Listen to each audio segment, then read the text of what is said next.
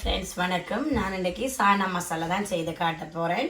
இப்போ எப்படி செய்கிறேன்னு சொல்லி செய்முறைக்குள்ள போவோம். இப்போ நான் 2 மேசக்காண்டி எண்ணெய் சேர்த்துருக்கிறேன்.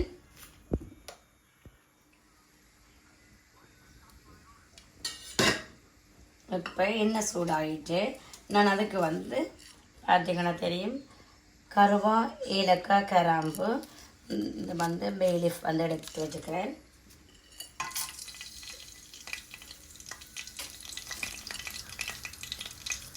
இதோட நான் வெங்காயம் ஒரு 3 பச்சை மிளகாய் சேர்க்கிறேன். டொமேட்டோ போட்டு வதங்குறேன். ஓகே, இப்போ இது நல்லா இப்படி வதங்கட்டும். இது நல்ல கோல்டன் கலரில் வரணும். இப்போ இதோட கொஞ்சம் உப்பு சேர்க்கிறேன். இப்போ கொஞ்சம் சேர்க்கிறேன். இது கொஞ்சம் வதங்கினா பிறகு இப்போ பார்க்கும்போது இதோட நான் தக்காளி 2 பெரிய தக்காளி எடுத்து வச்சுக்கிறேன். அதையும் இதோட சேர்ப்போம். இது கொஞ்சம் வடிவாக வதங்கி வர கொஞ்சம் வடிவாக வதங்கினா பிறகு பார்ப்போம். ஓகே, இப்போ பார்த்தீங்கன்னா நான் இதோட சேர்த்து கஜுவும் சேர்க்கிறேன். விருப்பம் சொன்னால் நீங்கள் அதில் எடுத்துக்கொள்ளலாம், இல்லாட்டி ஸ்கிப் பண்ணலாம். கொஞ்சம் கஜுவும் அப்படி வதங்கி வந்துச்சுன்னு சொன்னால் அதுக்கப்புறம் நான் இதை ஒரு சொட்டு நேரத்தால் கொஞ்சம் நேரத்தால் எல்லாத்தையும் நான் ஒரு கிரைண்டரில் அடித்து தான் எடுக்க போகிறேன்.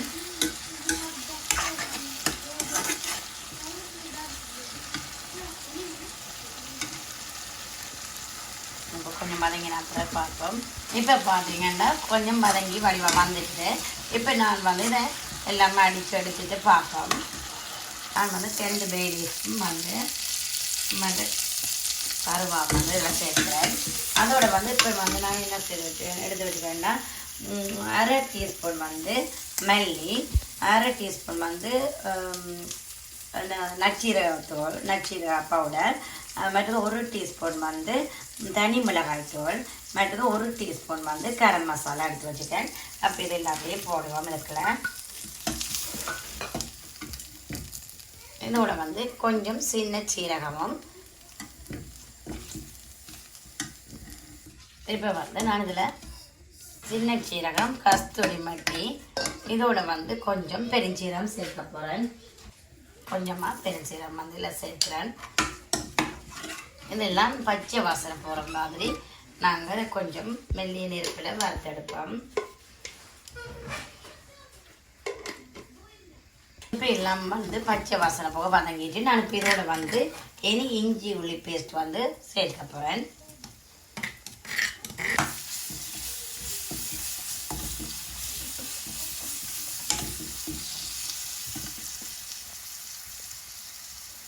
இப்போ நல்ல வடிவாக இஞ்சியும் பச்சை வாசனை, இஞ்சி உள்ளி பேஸ்ட் பச்சை வாசனை போயிட்டுது.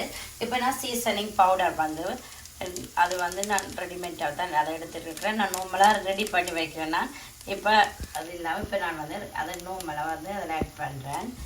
பார்த்தீங்கன்னா தெரியும் இப்படி இருக்கு, நல்ல டேஸ்ட்டாக இருக்கும். ஓகே, இதையும் நீங்கள் இதோட ஆட் பண்ணிட்டு இப்போ நாங்கள் இதுவும் நல்ல வடிவாக பச்சை வாசனை இல்லாமல் போக இப்போ நான் அடித்து வச்சுக்கிறேன். இந்த பேஸ்ட் எல்லாத்தையும் இதில் ஆட் பண்ணுறேன். முதல் நாங்கள் இதை கழுவி எடுக்காமல் முதல் அடித்து வச்ச பேஸ்ட் எல்லாத்தையும் நாங்கள் சேர்த்து வடிவாக வதங்கின பிறகு தான் இதை நாங்கள் கழுவி எடுக்கணும். இதையும் நல்ல வடிவாக இந்த மசாலாக்களோட எல்லாத்தோட சேர்த்து நல்ல வடிவாக அப்படி வதக்கி எடுப்போம்.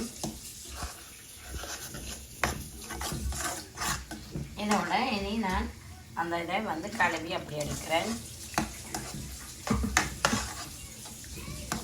இப்போ இனி இதுவும் ஒரு கொஞ்ச நேரம் ஒரு பச்சை வாசனை இல்லாமல் போகும் வரைக்கும் இப்படி இப்போ பார்த்தீங்கன்னா நல்ல வடிவாக கொதித்து வந்துச்சுது. இப்போ நான் அந்த அவிச்சு வச்ச கடையில் எல்லாத்தையும் இதோடவே சேர்க்கிறேன்.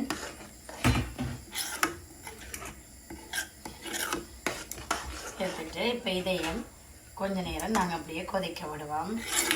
இப்போ இதுக்கு உங்களுக்கு விருப்பப்பட்ட நீங்கள் தேங்காய் பால் இதோட சேர்க்கலாம். என்னென்னா நல்ல டேஸ்ட்டாக இதாக இருக்குது. நான் அந்த கஞ்சி வந்து கொஞ்சம் கூட போட்டு அடித்தபடியே அது வந்து மில்க் மாதிரியே அதில் இது வந்து டேஸ்ட் வந்து இருக்கிறாடியால் நான் சேர்க்கல. ஆனால் நீங்கள் வந்து பாலும் வந்து தேங்காய் பால் வந்து சேர்த்திங்கன்னு சொன்னால் இன்னும் சுவையாக இருக்கும்.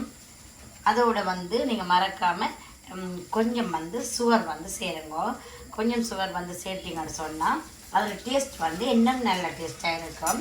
கொஞ்சம் வந்து சுகர் அதில் ஆட் பண்ணுங்க. இப்போ வந்து நான் இதில் இந்த சுகர் வந்து நான் கொஞ்சம் சேர்க்குறேன். இரண்டாவது டேஸ்ட் வந்து இன்னும் கூடுதலாக இருக்குமெனக்காண்டி சுகர் சேர்க்குறேன். அதோடு வந்து நான் ஒரு 2 தேக்கரண்டி கஸ்தூரி மிளகாய்த்தூள் வந்து தனி மிளகாய்த்தூள் கஸ்தூரி மிளகாய்த்தூள் வந்து எடுத்திருக்கிறேன். அது 2 டேபிள் ஸ்பூன் அளவு வந்து நெய்யுக்குள்ளே போட்டு நான் வந்து எடுத்திருக்கிறேன்.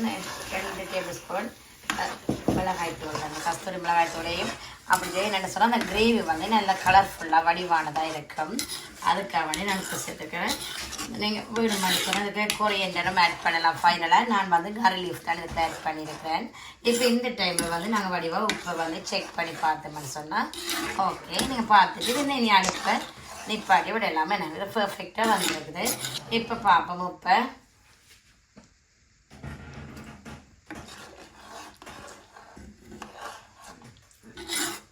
இப்போ எனக்கு வந்து உப்பு வந்து ஓகே இருக்குது. இப்போ நான் அதால் வந்து நான் உப்பு சேர்க்கலை.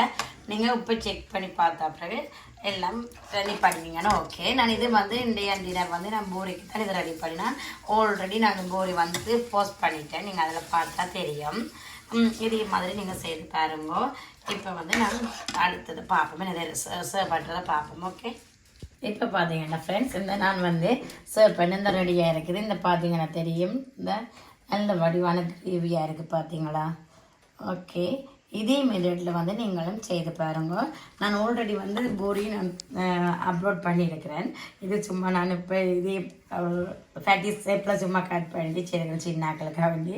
அந்த வீடியோ வேணுமென்னு சொன்னால் நீங்கள் அதில் போய் பார்க்கலாம். நம்ம ஆல்ரெடி போஸ்ட் பண்ணினதை இதே மெத்தடில் நீங்களும் செய்து பாருங்கள். உண்மையாகவே வீடியோக்காக சொல்லலை நல்ல டேஸ்ட்டாக இருக்குது. இதே மெத்தடில் செய்து பார்த்துட்டு நீங்கள் என்ன மாதிரின்னு கமெண்ட் பண்ணுங்க. அடுத்த வீடியோவில் சந்திக்கிறேன். என்னோட வீடியோ பார்க்குற எல்லாருக்குமே தேங்க்யூ ஸோ மச். இந்த மாதிரின்னு சொல்லி நீங்கள் கமெண்ட் பண்ணுங்க. நெக்ஸ்ட் வீடியோவில் சந்திக்கிறேன். தேங்க்யூ. பாய்.